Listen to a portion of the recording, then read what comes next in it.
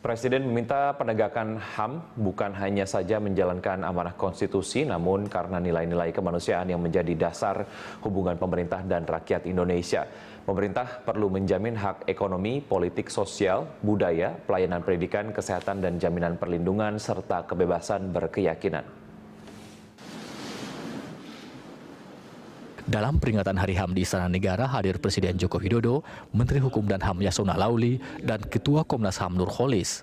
Pada sambutannya, Presiden menyadari banyak masalah HAM yang harus diselesaikan di tanah air, termasuk masalah HAM di masa lalu, konflik agraria, penghormatan terhadap masyarakat adat dan kelompok-kelompok minoritas. Masalah agraria disinggung Presiden karena hampir 850-an kasus di daerah terkait tumpang tindih hak tanah. Mengenai konflik agraria, jalan keluarnya adalah membenahi masalah tumpang tindih hak atas tanah dan menghentikan kriminalisasi masyarakat adat. Setiap saya ke daerah, baik kabupaten, kota, provinsi, selalu keluhan yang banyak adalah yang berkaitan dengan masalah agraria.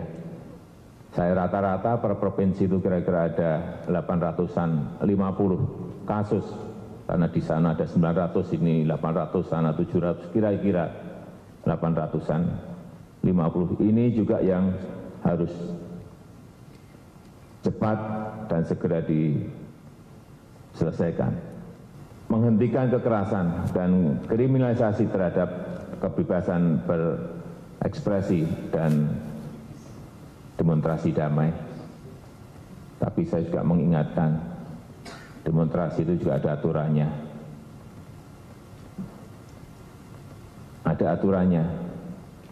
Jadi misalnya ini aturan jarak dari istana, ternyata ada aturannya. Berdasarkan data Komnas HAM tahun 2015, sudah ada 7.972 kasus pengaduan pelanggaran HAM dari warga.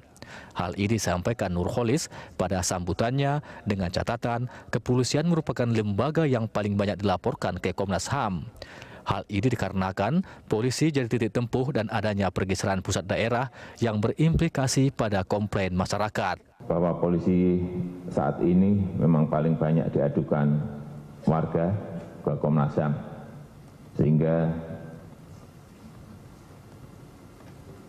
Kapolri juga ada di sini.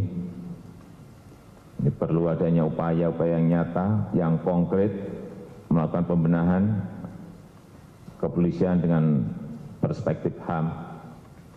Saya menghargai, saya mengapresiasi, misalnya di Polres Jakarta Utara yang serius mengupayakan pengarusutamaan HAM di lingkungannya. Ini yang harus ditiru oleh jajaran kepolisian yang lainnya, jajaran yang lainnya, dan kita butuh kehadiran polisi yang bisa memberikan rasa aman, memberikan rasa nyaman bagi seluruh warga masyarakat.